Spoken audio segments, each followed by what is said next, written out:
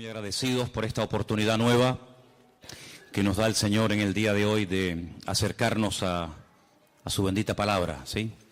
Vamos a prestar atención y es imposible no hacer referencia a estos últimos eventos que hemos estado viendo en televisión, y hay muchas cosas que a veces la televisión no dice, pero que la dicen otros medios de comunicación, y por eso muchas veces también es bueno oír y comparar y ver qué dicen otras personas acerca de un mismo evento, porque la televisión generalmente en este país suele ser muy repetitiva. Lo que te dicen en un canal, luego te lo dicen en otro y te lo repiten en el otro, y están todo el santo día diciendo más de lo mismo, ¿no? Sin embargo, a veces también es bueno oír otras versiones, oír otras opiniones, oír a otros periodistas, a otros profesionales de estos medios.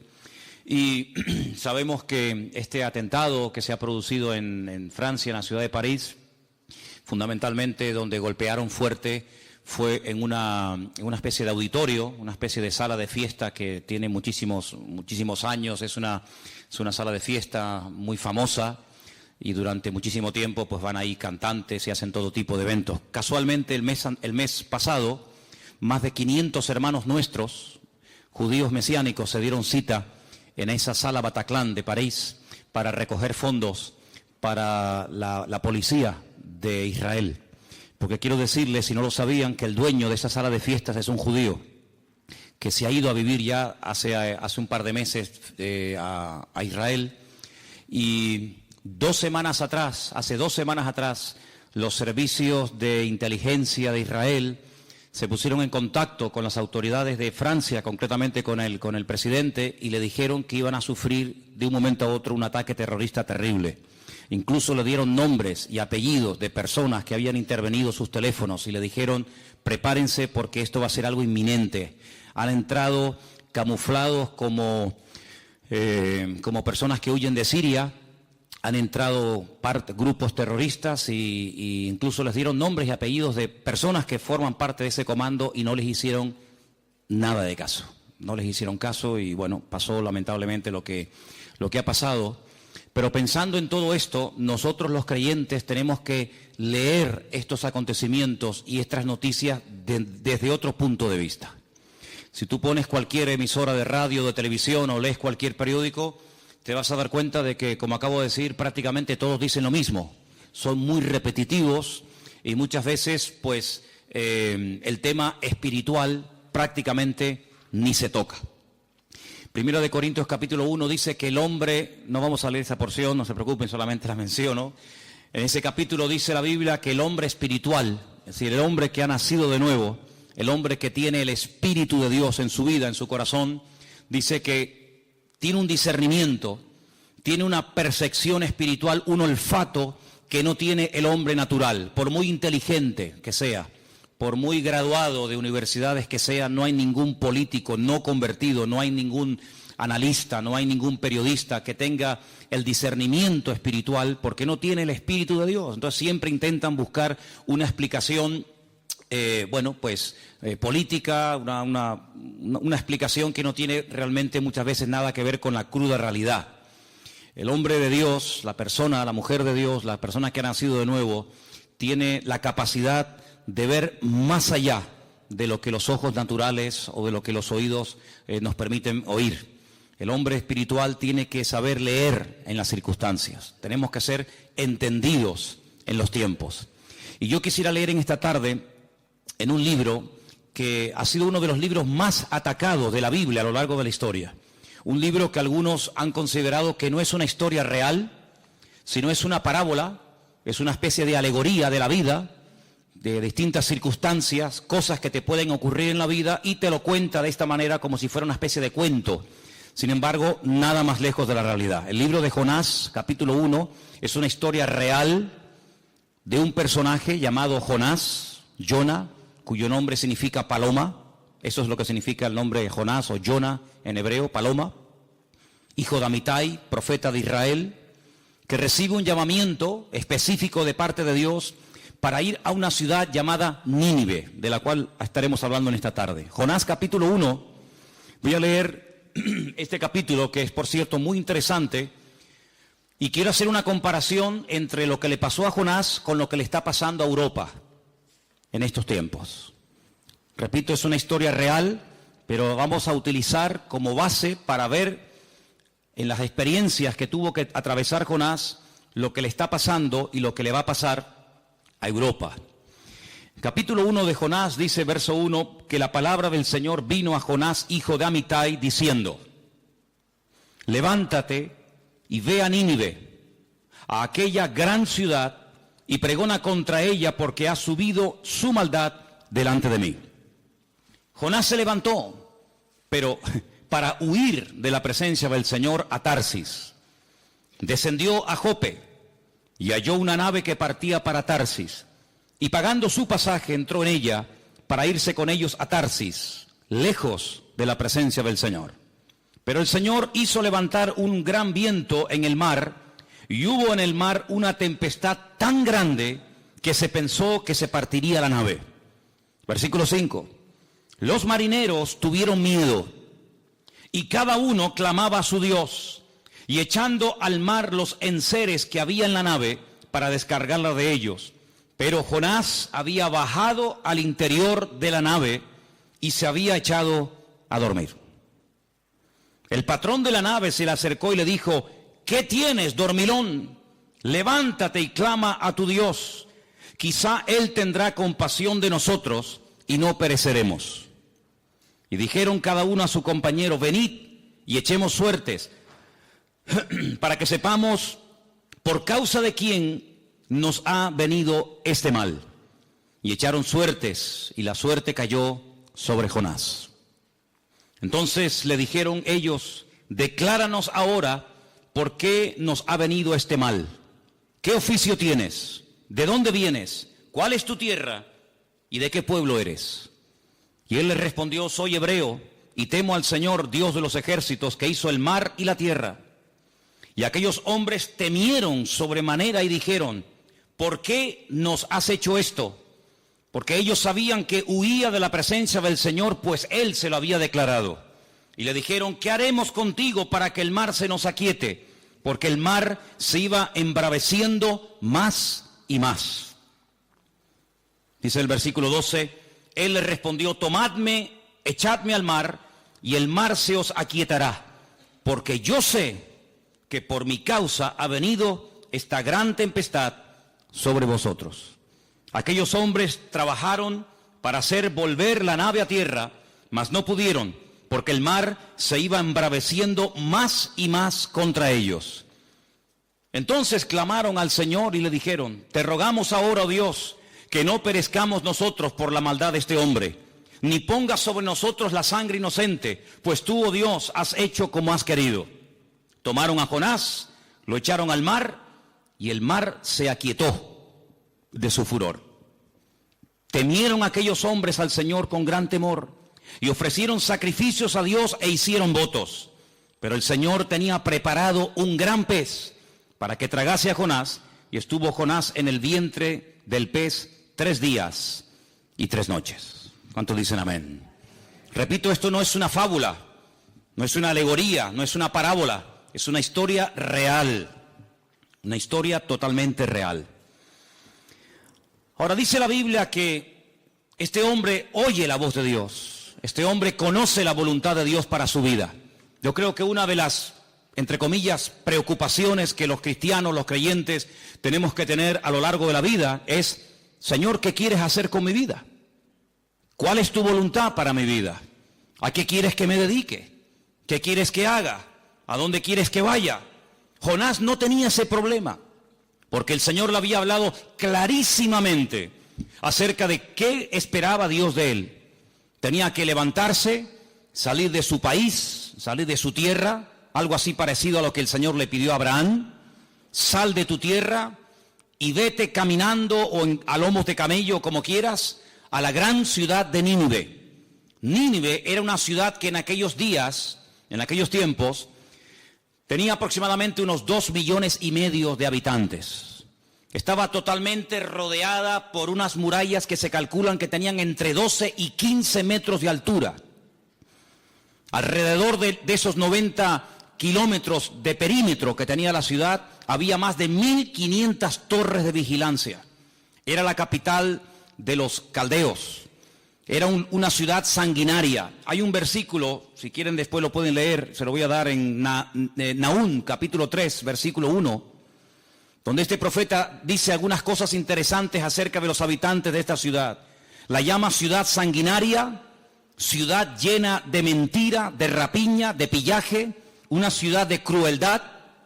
Y si lees un poco acerca de qué hacía esa gente en aquel tiempo, aquella gente era lo más parecido a lo que hoy en día conocemos con el nombre de ISIS.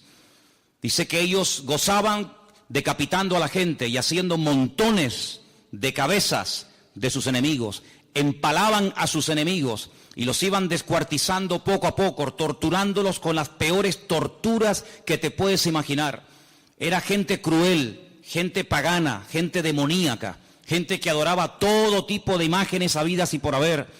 La palabra clemencia, misericordia, piedad, ni siquiera existía en la mente de esta gente. Ponte en el lugar de Jonás. Jonás no es como Abraham, que cuando recibe la orden de Dios de sacrificar nada más y nada menos que a su hijo, se levanta al día siguiente después de haber recibido la orden, temprana mañana, prepara el asno y se va rumbo a Jerusalén, rumbo al monte Moriah, porque ha oído la voz de Dios y sabe la voluntad de Dios para su vida. Jonás no. Jonás hace todo lo contrario. Sé lo que Dios quiere de mi vida, sé dónde tengo que desarrollar mi ministerio, sé a qué pueblo, a qué gente, a qué ciudad debo que predicarles, pero no voy a ir. Probablemente tenía miedo de que lo mataran. Él era un extranjero, iba a enfrentarse con todo el paganismo, con toda la idolatría de Nínive, pero realmente en el fondo, si analizamos la vida de Jonás y cómo habla y cómo actúa y las decisiones que toma a lo largo de su vida, nos vamos a dar cuenta que en el fondo de su corazón, Jonás no quería predicarles a los ninivitas, a los caldeos, porque él conocía a Dios. Él como varón, como profeta de Dios, conocía al Señor. Y sabía que cuando una persona oye la palabra, esa palabra puede cambiar a esa persona. La palabra cuando es explicada, cuando es expuesta, esa palabra puede en algún momento determinado, no digo siempre, pero si la persona es receptiva, esa palabra te puede convencer, te puede sacudir la conciencia y puedes pedir perdón. Y Jonás sabía que si él predicaba la palabra en Nínive, lo más probable es que, no digo toda la ciudad, pero algunos en Nínive se arrepintieran y el Señor los perdonara.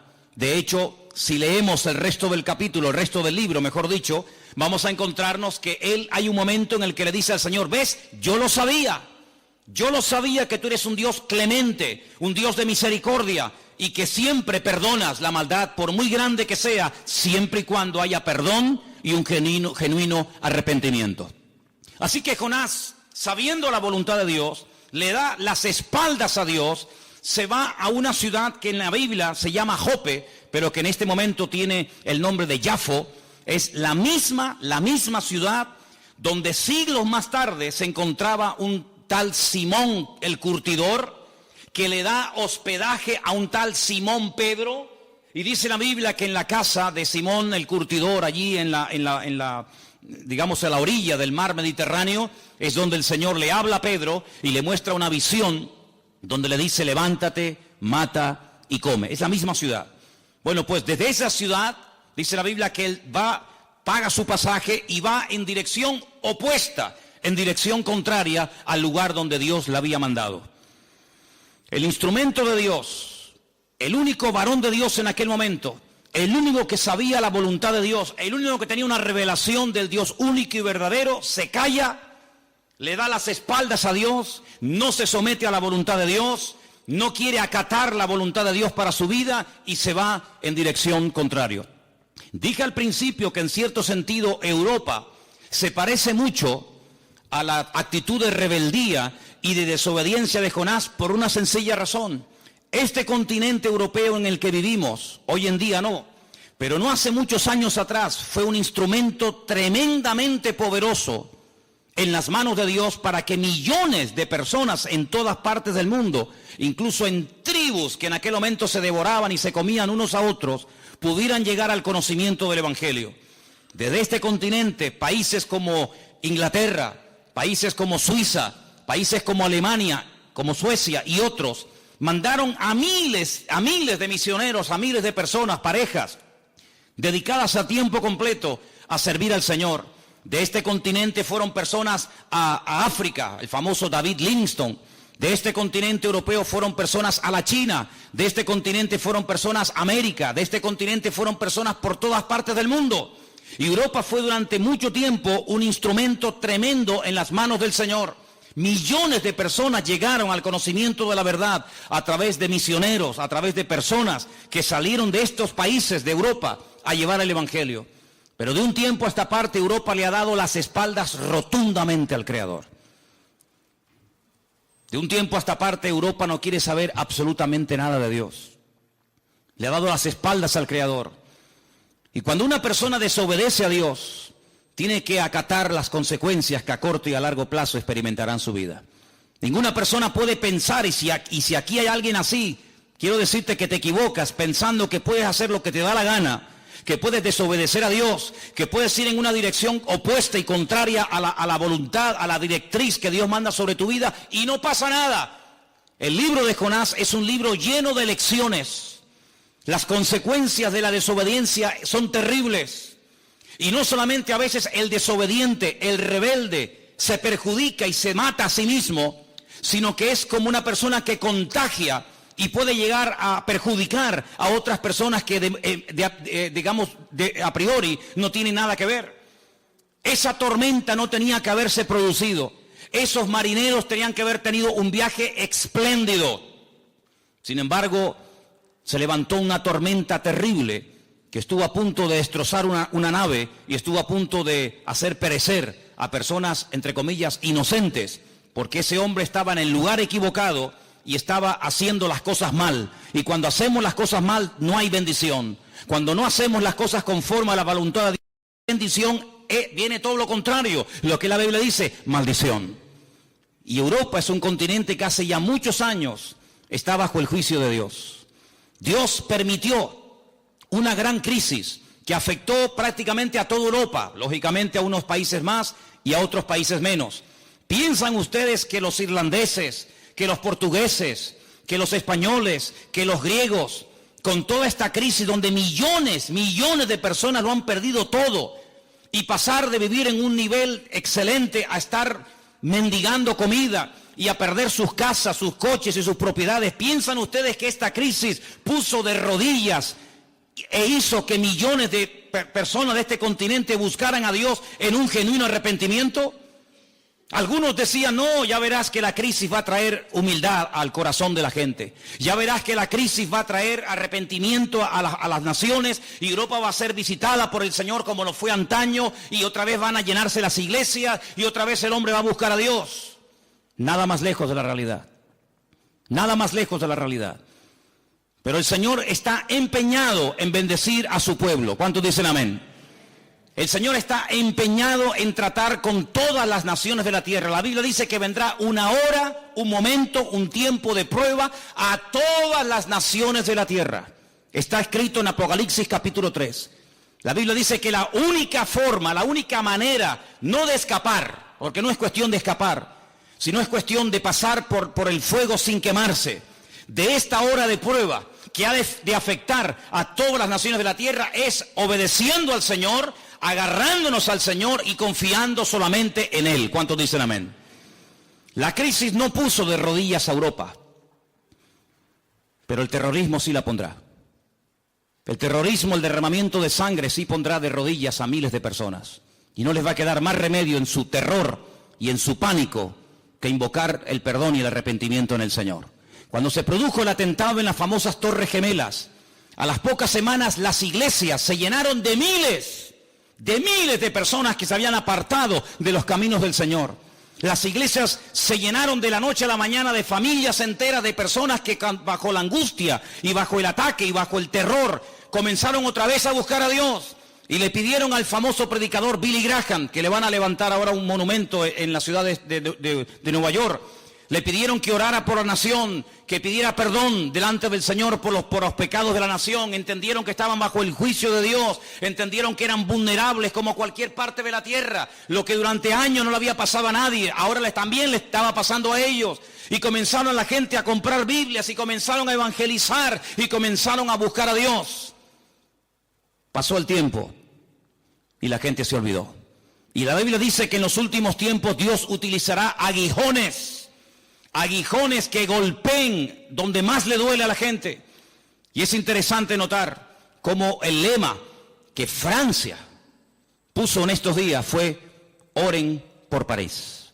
Interesante, ¿no? En pleno suelo europeo, en un país que presume de libertad, pedían oración por sus vidas y por su situación. Amados, en el libro de Jonás encontramos a un grupo de marineros inconversos, sería el nombre que les pondríamos hoy en día, a un grupo de marineros que cada uno invocaba a su Dios. Los vemos de rodillas, clamando a sus dioses, pidiendo misericordia en medio de una tremenda tempestad. Dejadme que os cuente una historia. Había un rey que quería saber si su hijo, que el día de mañana sería el heredero al trono, era realmente una persona en la cual se podía confiar, si verdaderamente era un hijo obediente y un hijo que acataba y obedecía las órdenes de su padre. El rey le había dado todo tipo de consejos a su hijo. Le había dicho: no hagas esto que no te conviene, no te juntes con estas personas, no hagas esto, no hagas aquello. Sí, lo había preparado lo mejor posible, pero quería probarlo. Consiguió a una mujer de la vida y le dijo: quiero que seduzcas a mi hijo, quiero que lo provoques al pecado. Quiero que intentes ganarlo, que intentes con tus atractivos y con tus caricias y con tus palabras, que intentes que me desobedezca. Esta mujer le dijo: está bien, rey, yo lo haré. Después de una serie de días y después de una serie de presiones, el hijo no cedió, no claudicó ante la presión de esta mujer, entre comillas, contratada por el rey.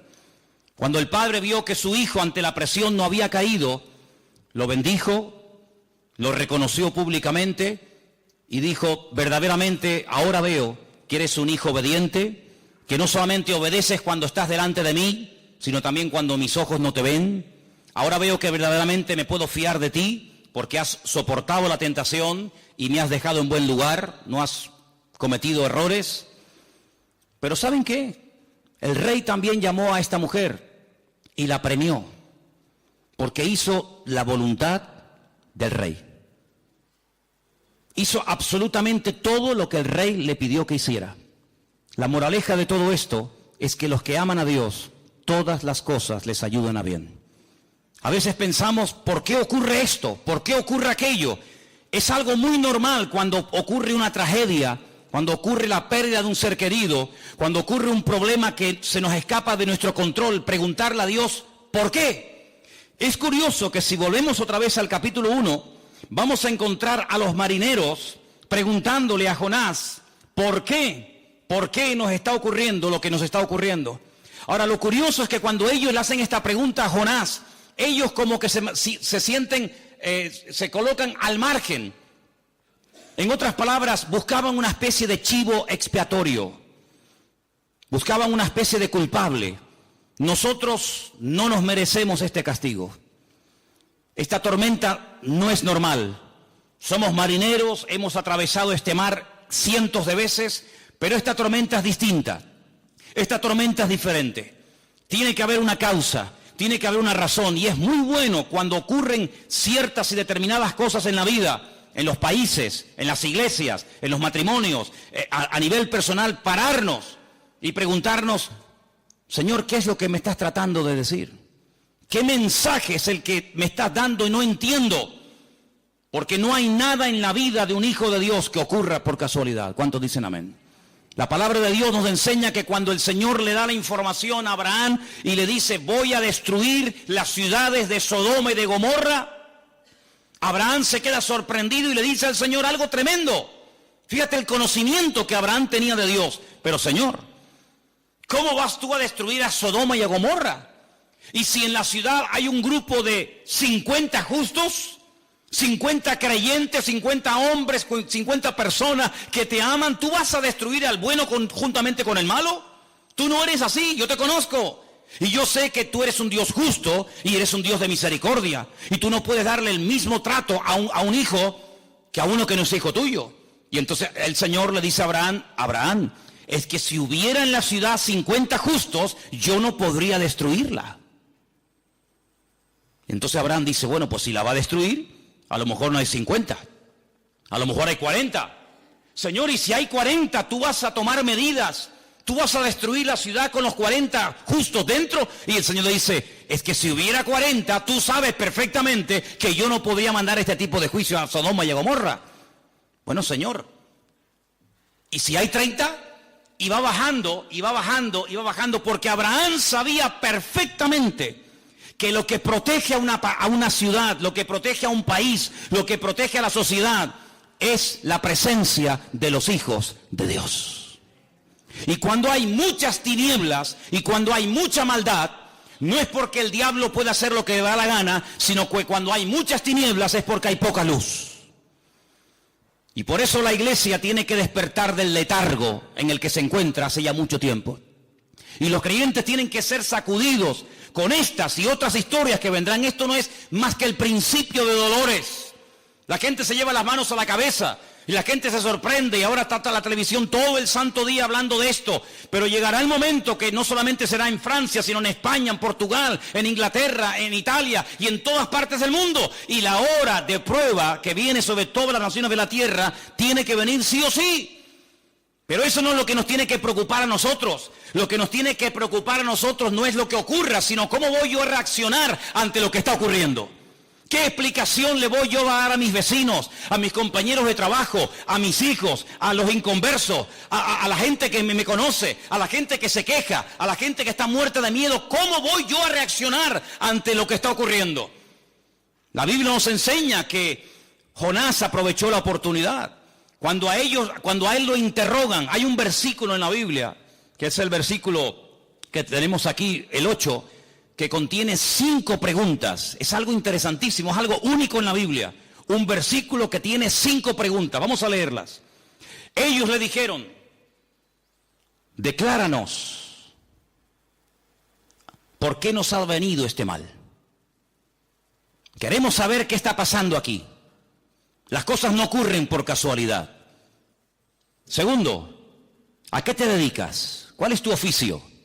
Tercero, ¿de dónde vienes? Cuarto, ¿cuál es tu tierra? Quinto, ¿de qué pueblo eres? Un versículo en la Biblia, Jonás 1:8, que tiene 5 preguntas.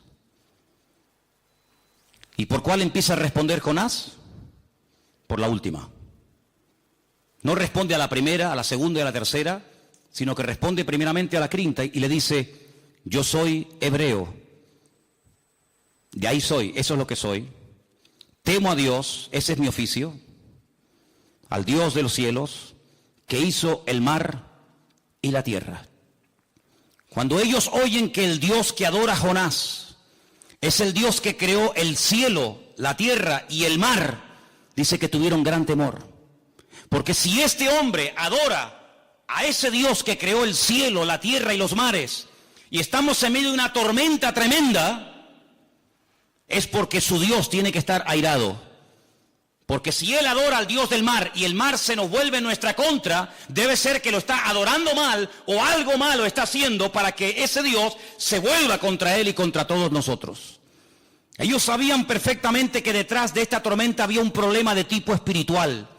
Ellos sabían perfectamente que esta tormenta no era una tormenta que se había producido por casualidad. Ellos sabían perfectamente que detrás de esta tormenta, detrás de este ataque, había algo espiritual. Y nosotros tenemos que tener las ideas claras. Nosotros vivimos en un mundo natural, pero que el mundo espiritual ejerce una influencia constante y permanente sobre la política, sobre el arte, sobre la literatura, sobre el deporte y sobre todas las áreas de la vida natural. El mundo espiritual ejerce influencia. Durante siglos y siglos y siglos, desde los tiempos de la Torre de Babel, en los días de Nimrod, allí en Babilonia, el hombre siempre ha intentado echar mano del mundo espiritual para ponerlo a su favor.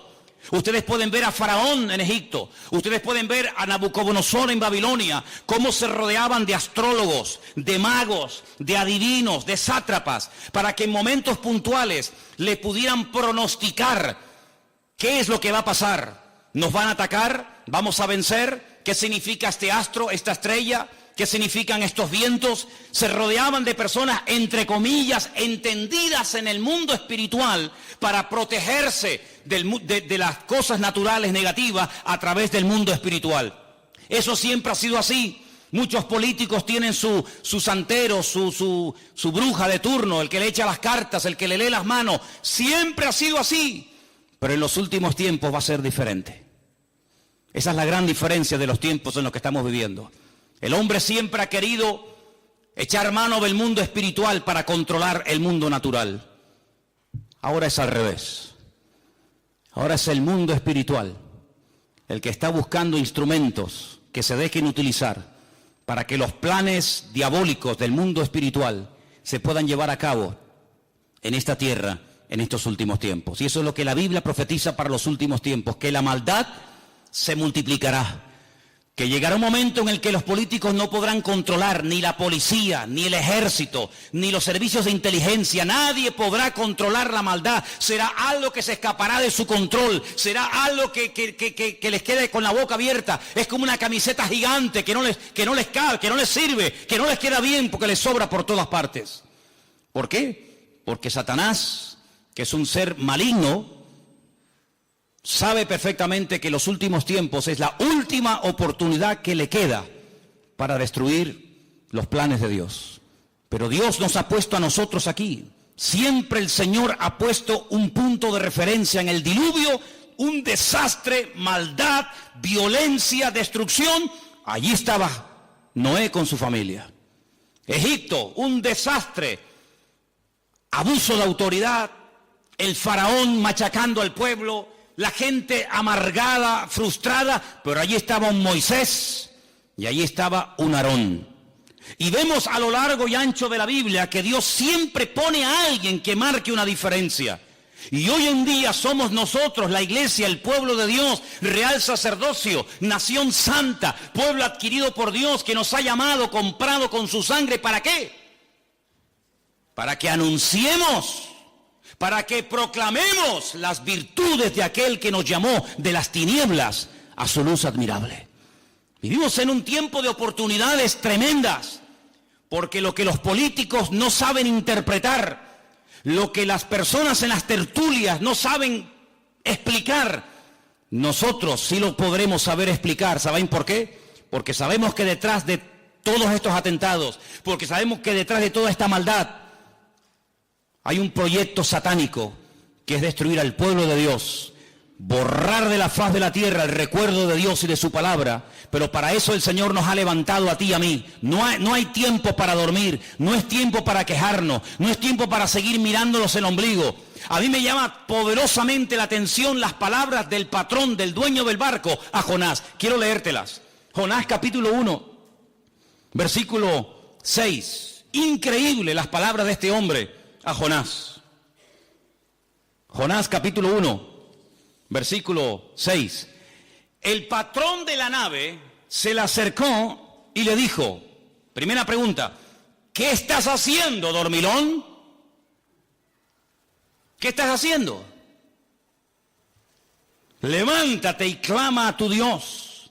Quizá Él tendrá compasión de nosotros y no pereceremos.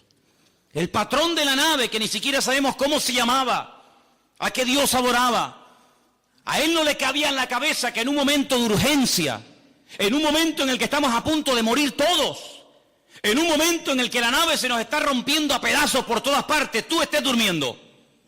Ahora no es tiempo de dormir. Ahora no es tiempo de bajarte al camarote más de abajo, a la bodega, y quedarte dormido y pasar de todo. Lamentablemente hay creyentes así. Hay creyentes que no ven que no es el tiempo de dormir. Ahora podemos entender las palabras del apóstol Pablo cuando decía, hermanos, es tiempo de levantarnos del sueño y de sacudirnos el polvo.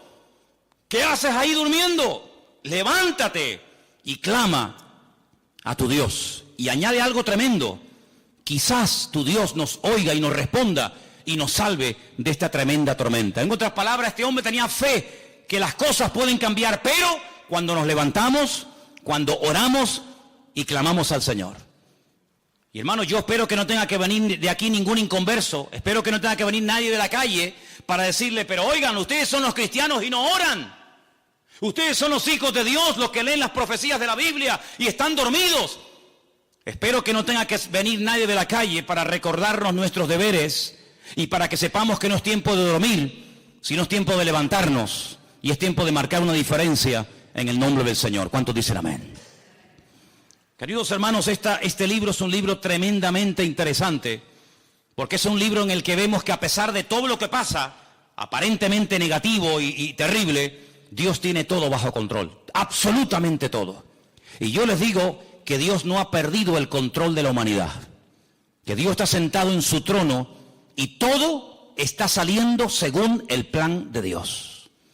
No ha cometido ni una sola equivocación, no le tiene que pedir perdón ni permiso a nadie. Dios sabe lo que está haciendo y todo lo negativo y todo lo trágico, al final todo se va a retornar para la honra y para la gloria del Señor.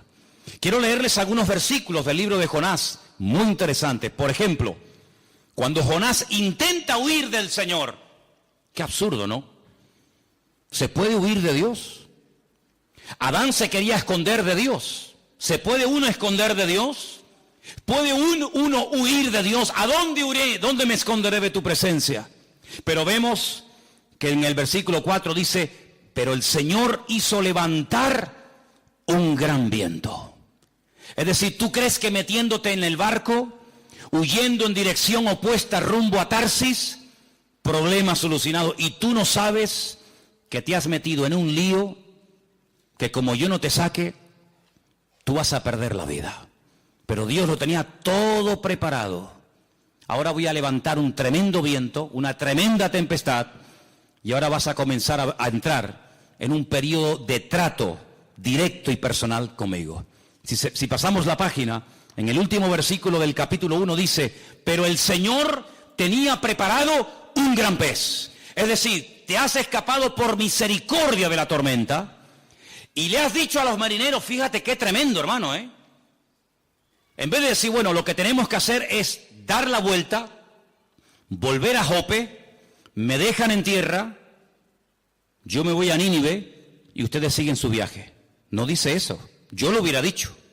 Yo estoy en medio de una tormenta, donde sé que yo soy el causante de dicha tormenta, y jamás en mi vida se me ocurriría decirle en medio de una tormenta, tíreme por la borda. ¿Tú lo harías? Yo no. Pero Jonás sí. Porque Jonás dice, yo a Nínive no pienso ir. Me metí en un barco para huir. Se ha descubierto que yo soy el culpable. Muy bien. Pues en vez de arrepentirme y reconocer mi error y mi pecado, prefiero morirme ahogado en un mar, pero yo a Nínive no voy. Tíreme por la borda.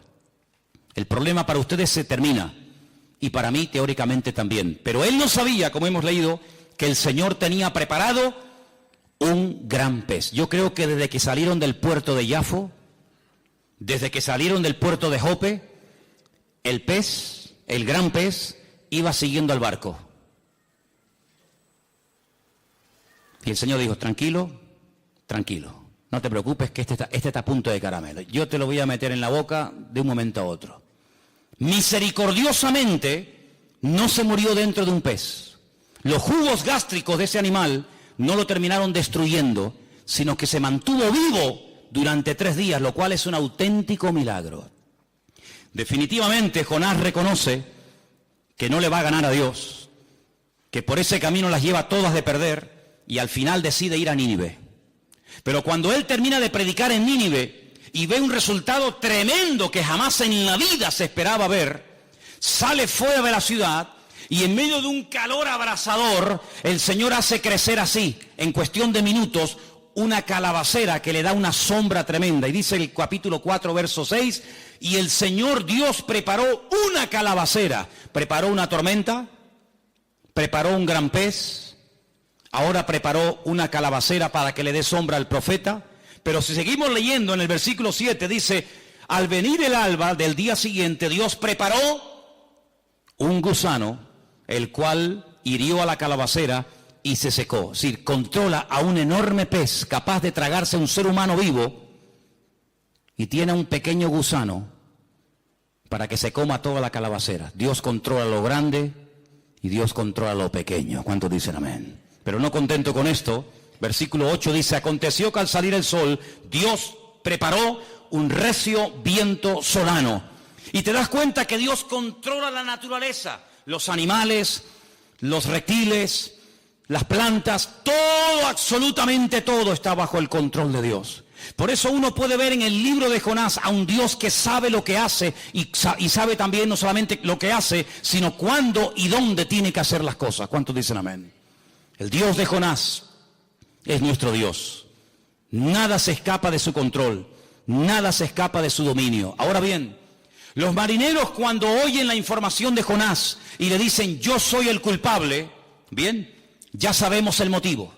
Ya sabemos que por culpa de este hombre que intenta huir de la presencia de su Dios, ha venido esta tormenta. Ya sabemos por qué está pasando esto.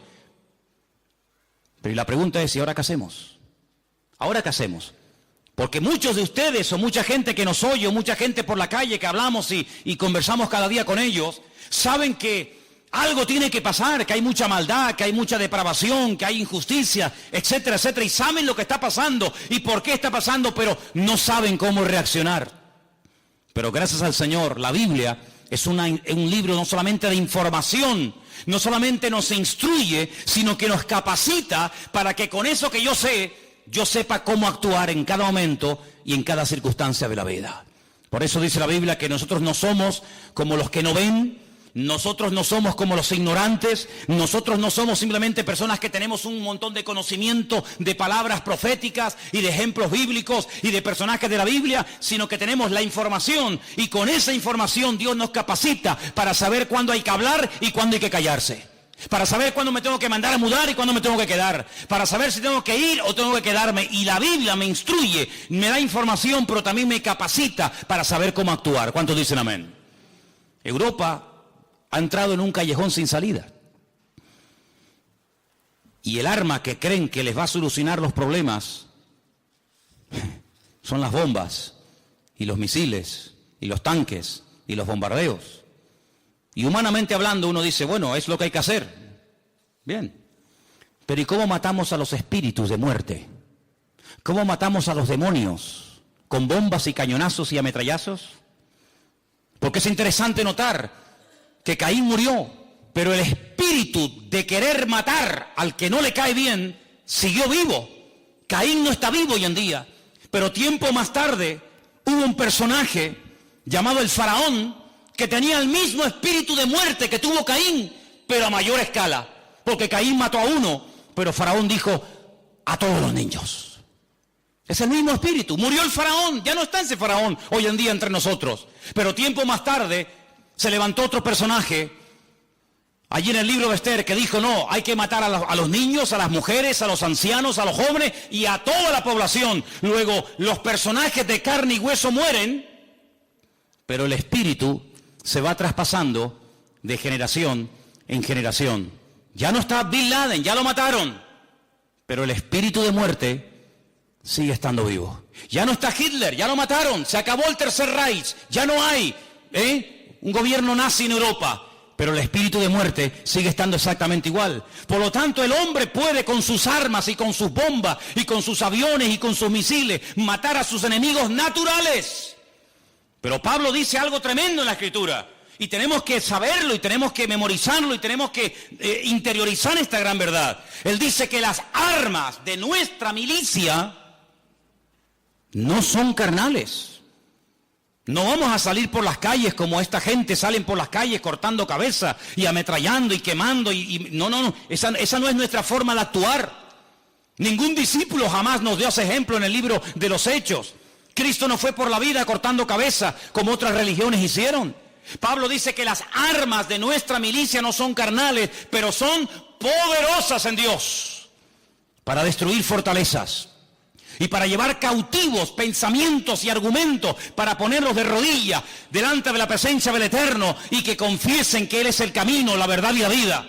Es decir, tenemos el arma más poderosa de la humanidad y es la oración y nuestra confianza en Dios. Y dice la Biblia, en una de las cartas que Juan escribe, hace poco hablábamos de Juan, y él dice, nuestra fe es la que ha vencido al mundo. ¿Cuántos dicen amén? El Imperio Romano estuvo durante 300 y pico de años matando a miles y a miles de cristianos, de todas las formas más crueles y despiadadas que te puedas imaginar. Quemados, aserrados, crucificados, lanzados a las fieras en los circos. Pero en el 300 y pico, el Imperio Romano cayó de rodillas y las tornas se cambiaron. Y al final no eran los enemigos los que perseguían a los cristianos, sino que eran los cristianos los que les daban testimonio a aquellos que siglos atrás los habían matado y ahora les iban y le hablaban del Evangelio y se convertían al Señor. Así que, amados hermanos, estamos, sí, en guerra. Es una frase que estos días se ha oído mucho, sí, pero nuestra guerra no es contra sangre y contra carne. También lo dice la Biblia, ¿sí o no?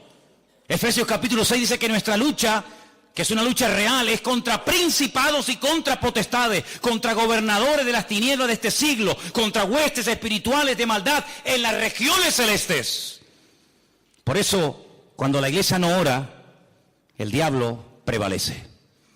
Y por eso el diablo ha tomado unas alas, y por eso la maldad se ha extendido, y por eso la mentira y el engaño y la muerte y tantas barbaridades se han extendido, porque no hay un poder que contrarreste y que frene el avance de las tinieblas. Porque uno de los peores pecados de los cristianos y de la iglesia en los últimos tiempos, aparte de la falta de unidad, es la falta de oración. Y por eso yo sigo diciendo que lo que la crisis no hizo, lo que los sermones no hicieron, lo que los estudios bíblicos no hicieron, lo que las conferencias, los retiros y las palabras no hicieron en las iglesias, lo van a tener que hacer los inconversos y vamos a tener que terminar todos de rodillas buscando el rostro de Dios, sí o sí. Si el pastor lleva un año diciendo que el culto para la iglesia empieza a las 6 y estamos 10 personas antes de un culto orando, si a través de las palabras de un pastor ungido por Dios como soy yo, no has querido orar, Dios te va a poner de rodillas, quieras o no quieras. Y es una vergüenza para la iglesia del Señor que los inconversos tengan que ser utilizados por el diablo y que los inconversos sean los que tengan que sacudir a la iglesia, cuando el Señor lo que quiere es que a través de la palabra, a través de los mensajes y a través de los cultos entremos en razón y nos demos cuenta que no es tiempo de dormir. ¿Por qué duermes, dormilón? ¿Cómo se te ocurre bajar a la bodega como si estuvieras en un viaje de vacaciones por el Mediterráneo, cuando estamos en tiempo de muerte, cuando nuestra vida corre peligro? Es tiempo de orar. Y si no oramos, todos vamos a morir, incluido tú, Jonás. Y por eso, amados hermanos, ¿qué más tiene que ocurrir? Claro, decimos, bueno, pobrecitos los franceses. Imagínate que mañana nos tocara aquí en Tenerife. ¿O qué te crees, que no nos va a tocar nunca? Hay algunos creyentes que viven en una nebulosa. Hay algunos creyentes que se creen que porque son creyentes nunca les va a pasar nada, nunca va a ser perseguida la iglesia, nunca nos va a ocurrir ningún problema y se engañan rotundamente. El juicio, dice la palabra de Dios y es muy clara la Biblia, por donde va a empezar no es por los socialistas, no es por la derecha, no es por el Le Podemos. El juicio, la limpieza, por donde va a empezar es por la casa de Dios, dice la Biblia. Y es una vergüenza que los musulmanes oren más que los cristianos. Es una vergüenza que en un concierto de rock, donde se adora incluso hasta fuerzas demoníacas, haya más júbilo, y haya más salto, y haya más alegría, y haya más espontaneidad a la hora de expresar la alegría que en una iglesia llamada Iglesia del Señor. Por eso, amados hermanos, el Señor quiere ponernos a todos de rodillas, pero no nos va a obligar, pero va a mover circunstancias. Si no es a través de la economía, será a través de otro medio, pero lo que está bien claro es que no es tiempo para dormir. ¿Cuántos dicen amén? No es tiempo para dormir. ¿Qué pasó en Nínive? Lo que Jonás nunca se esperaba.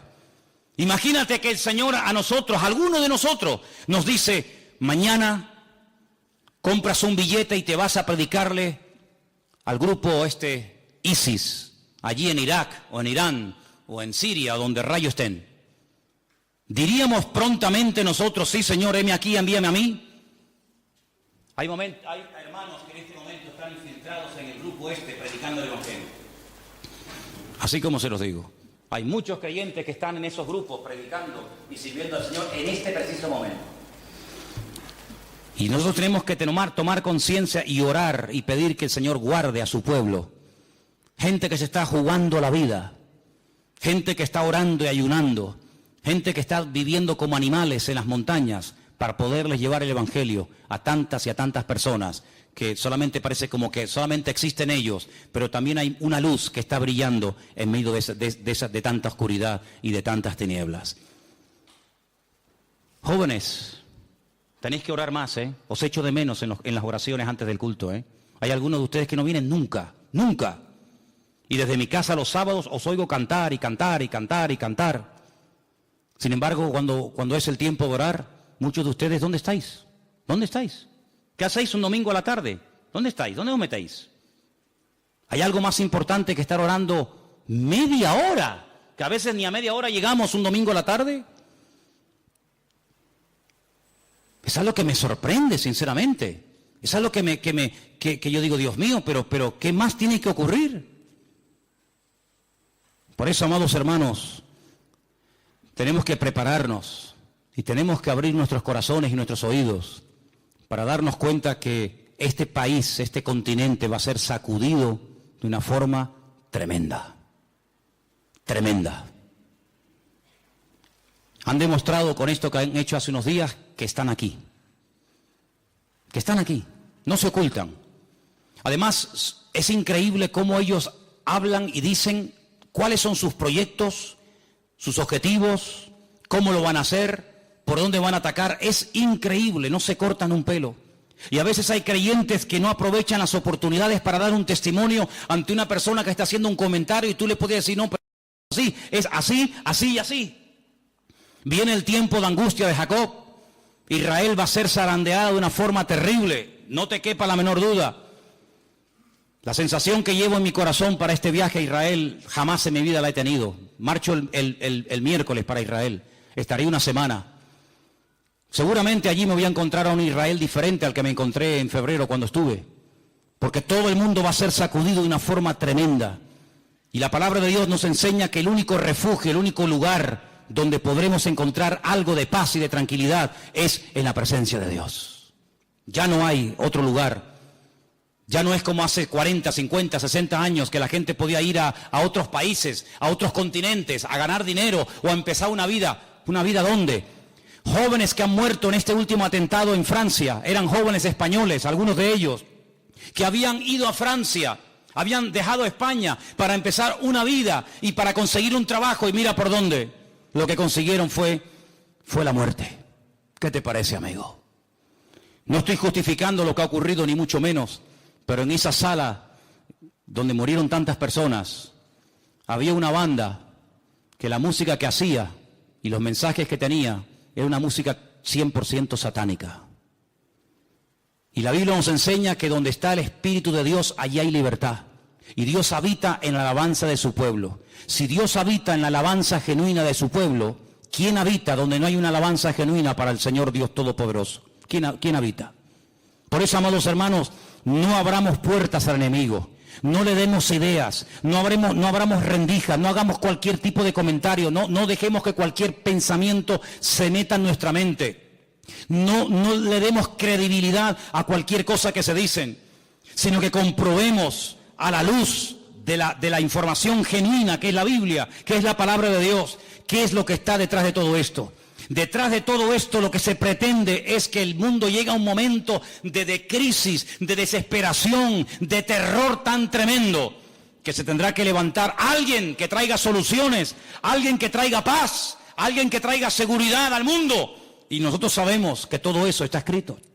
Y sabemos perfectamente dónde, cuándo y hasta casi el nombre, dicho en clave en la Biblia, de estos personajes que se van a levantar en los últimos tiempos. Todo lo que hemos leído durante años y años y años se está cumpliendo delante de nuestras narices.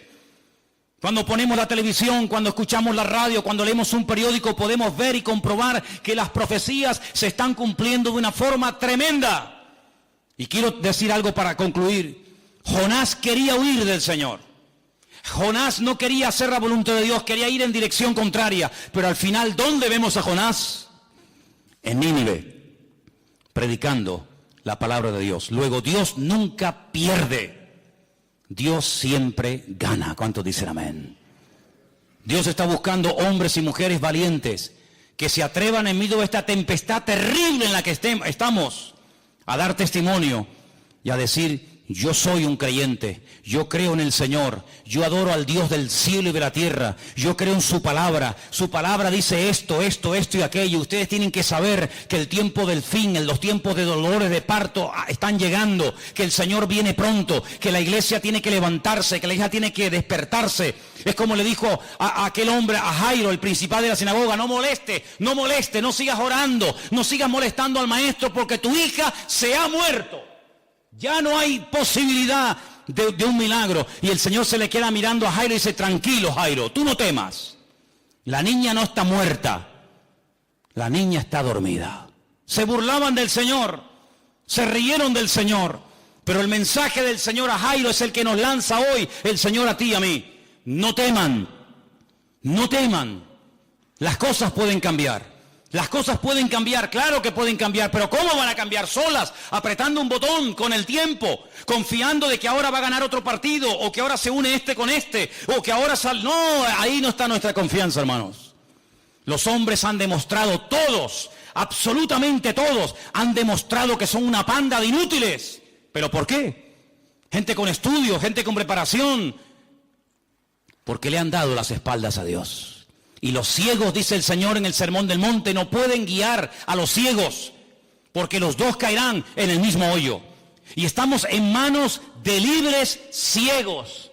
Estamos en manos de personas que no quieren dar su brazo a torcer y reconocer que sí, las cosas pueden cambiar. La economía puede ser diferente, la situación social puede ser diferente, pero solamente si hay un genuino arrepentimiento.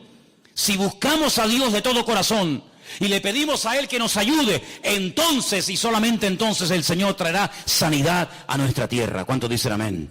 Pero de momento vivimos en un continente enfermo, vivimos en un país en coma, que se desangra día a día, semana a semana. ¿Por qué? Porque no quiere el hombre dar la razón al Señor y reconocer que la única esperanza se llama Jesucristo. Tú y yo tenemos esa convicción, amén, hermanos. Tú y yo tenemos esa esperanza. Vamos a darla al mundo. Mañana, cuando vayas a trabajar, a una casa particular, a una tienda o a donde sea, pídele al Señor cuando entre una persona: Señor, por favor, dame la oportunidad de decirle algo de ti. Saca el tema, Señor, que me haga una pregunta, o de la televisión, o lo que ha pasado en Francia, o cómo está la situación. Dame la oportunidad para decirle sí, pero ¿sabe qué? Nosotros, que vivimos en el mismo país y vivimos bajo las mismas circunstancias que todos, nosotros hablamos diferente, nosotros tenemos una paz que el mundo no tiene. ¿Y eso de dónde te viene a ti? Porque he conocido al príncipe de la paz. Porque en Cristo Jesús todas mis angustias, mis terrores, mis miedos, mis pánicos, mis frustraciones han desaparecido. Y yo sé que si el Señor permite que yo pase por el valle de sombra y de muerte, no temeré mal alguno, porque el Señor está conmigo. Su vara, sí, ¿la vara para qué es? Para darte varazos, amigo. La vara del Señor y el cayado del Señor me infunden aliento. Es mejor un varazo de Dios que un halago del mundo. Hay gente que busca halagos en el mundo, pero la vara de Dios trae mucho más aliento y más fortaleza y ánimo que cualquier palabra de adulación o palabras lisonjeras que salgan de la boca de los que no conocen al Señor. Ahí donde estás, cierra tus ojos en esta tarde y pregúntate, por favor, pregúntate: ¿estás viviendo como Jonás? ¿Estás callado, dormido y mudo en medio de lo que está pasando? ¿Te pareces a Jonás, huyendo de la presencia del Señor, sin querer despertar a una realidad? ¿Hay principios de rebeldía en tu vida como los hubo en Jonás? ¿Estás anestesiado? ¿Has perdido la sensibilidad espiritual? El sueño se ha apoderado de tu alma y te impide entender lo que está pasando. No busquemos culpables como los marineros en aquel barco. Mirémonos a nosotros mismos, porque la palabra del Señor dice en 1 Corintios, si nos examinásemos a nosotros mismos, no seríamos juzgados como el mundo. Si nos probásemos a nosotros mismos y no buscásemos siempre un culpable ajeno a nosotros, seguramente hace tiempo que habríamos dicho como Isaías, ay de mí, que siendo hombre inmundo de labios han visto mis ojos al Rey de Gloria.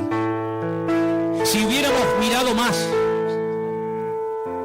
si nos hubiéramos mirado más a nosotros mismos y no buscar siempre un culpable externo, hubiéramos terminado diciendo lo que decía el apóstol Pablo, miserable de mí, miserable de mí. No dijo miserable de los romanos, miserable de Nerón, miserable de los Césares de Roma, sanguinarios, crueles. No, miserable de mí. No seamos como los marineros de ese barco, echando suertes, tratando a través de la suerte de encontrar la respuesta. ¿Cuánta gente prueba la suerte? La suerte, a ver si me toca, a ver si tengo buena suerte y salgo de esta tormenta, salgo de este callejón sin salida. Nosotros no buscamos en la suerte, nosotros buscamos en Dios, buscamos en el Eterno, en el Señor nuestro Dios. Buscad y hallaréis, llamad y se os abrirá, pedid y recibid. Pero hay que buscar, pedir y llamar en Dios, no en el hombre. Vamos a despertarnos del sueño, vamos a despertarnos del sueño, vamos a clamar a Dios, vamos a pedir misericordia, protección. Vamos a pedir al Señor que nos cubra con sus brazos poderosos.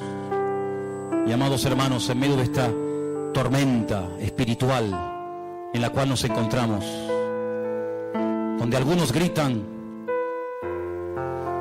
y alaban a sus dioses, diciendo que son grandes, y se matan y se inmolan, nosotros decimos, Señor, tú has sido nuestro refugio de generación en generación.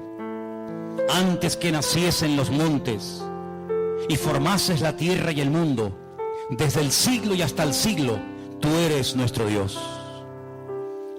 Tú vuelves al hombre hasta ser quebrantado y le dices al hombre, convertíos, hijos de los hombres, porque 1000 años delante de tus ojos, oh Señor, son como el día de ayer que pasó y como una de las vigilias de la noche.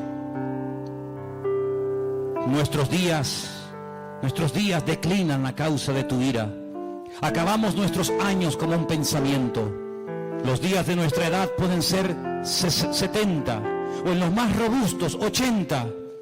Con todo su fortaleza es molestia y trabajo, porque pronto pasan y volamos. Vuélvete, oh Señor, sácianos con tu misericordia y cantaremos y nos alegraremos todos nuestros días. Alégranos conforme a los días que nos afligiste y los años en los que vimos el mal. Sea la luz del Señor nuestro Dios sobre nosotros y la obra de nuestras manos confirma sobre nosotros. Sí, Señor, la obra de tus manos confirma. Señor, en esta tarde te damos gracias porque tú nos adviertes, tú nos sacudes, tú nos zarandeas y nos hablas para que veamos los tiempos difíciles y tormentosos en los cuales nos encontramos. Pero gracias, Señor, porque tú eres nuestra paz en medio de la tormenta. Tú eres nuestro pastor en medio del valle de sombra y de muerte. Tú eres nuestra luz en medio de la oscuridad. Tú eres nuestro pronto auxilio en las tribulaciones de la vida. Padre, te pedimos que en esta hora tú despiertes nuestros corazones, tú abras nuestros ojos y que te busquemos a ti con todo el alma, con todo el corazón, sin perder ni un minuto de tiempo, sabiendo, Señor, que solamente los que estén preparados, velando y orando, solamente esos son los que escaparán de esta hora de prueba que afectará a todas las naciones de la tierra. Señor, pon en nosotros esa carga, ese deseo de buscarte a ti, Señor, de refugiarnos en ti. De nada sirve, Señor, nuestras fuerzas humanas frente a lo que está ocurriendo. De nada sirve todas las precauciones que tomemos. Dice la palabra del Señor, si Dios no cuida de la ciudad, en vano vela la guardia. Si el Señor no edifica, en vano trabajan los edificadores. Por eso, Señor, recurrimos a ti en esta noche y te pedimos, guárdanos, Señor, ayúdanos, que todos los que estamos aquí en esta tarde, en esta sala, seamos conscientes del tiempo en el que estamos viviendo. Abre nuestros ojos para que te veamos y podamos verte en medio de la oscuridad de la noche, Padre. Bendito sea tu nombre, Padre. Trae paz, trae consuelo, trae ánimo a las vidas y que podamos salir de aquí en el día de hoy fortalecidos, afrontando esta nueva semana que hoy comienza, con la confianza y con la fe de que todo ayuda para bien, de que todo está bajo tu control y dominio, y de que tú tienes nuestra vida en tus manos, y que todos los que amamos a Dios, todo ayuda para bien. Te damos gracias, Señor, en esta tarde, en el bendito y soberano y poderoso nombre de Jesús.